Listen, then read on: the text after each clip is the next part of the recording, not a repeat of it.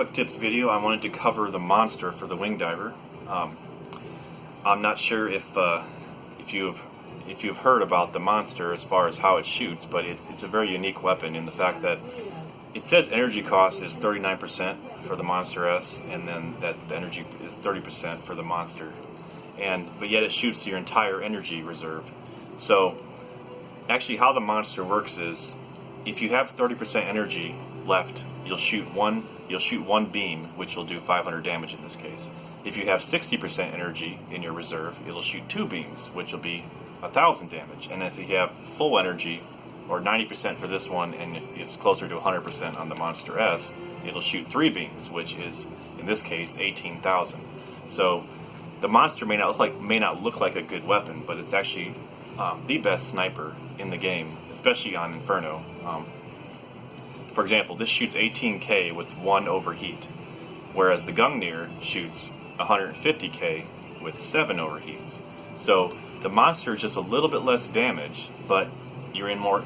So if you don't need burst damage, then you want to go with the Monster, because it does the same amount of damage in 7 overheats, or close to the same amount of damage in 7 overheats as the Gungnir does, but you're not stuck in place for 7 overheats like the Gungnir. So I always recommend taking the Monster S for hardest or Inferno if you're going to need a good sniper. Unfortunately, the SIG and the LRSL, the Thunder snipers, are just, they're not good. I mean, I wish they were good, because I love the SIG sniper, I love the idea of it, but it's just such weak damage that it's just unfortunately not worth it. It's always better to go with the Monster.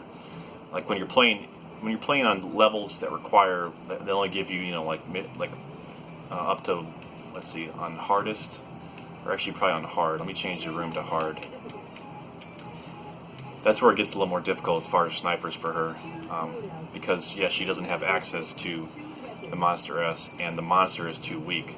So that's where you might have to go with the Rajin, whatever it is, or the Thunder Sniper 6.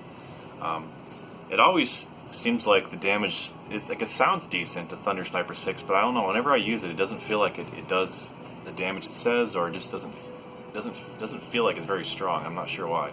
But another benefit of the Monster is that it shoots straight and does not bounce. The Thunder Snipers will bounce off enemies, will bounce off whatever you shoot, so it can be dangerous because it could pull enemies that you don't want to be pulled. It could pull the whole map if it bounces to the back, you know. The LRSL will not bounce, so maybe in this case I might consider taking it, but anyway, the Monster is definitely the way to go if you have it available. And the Rajin would also bounce, and the Thunder Snipers all bounce. But yeah, that's how the Monster works. It's very strong, and even though it only shows 6k, it's actually 18k if you're full on energy. So, thanks for watching.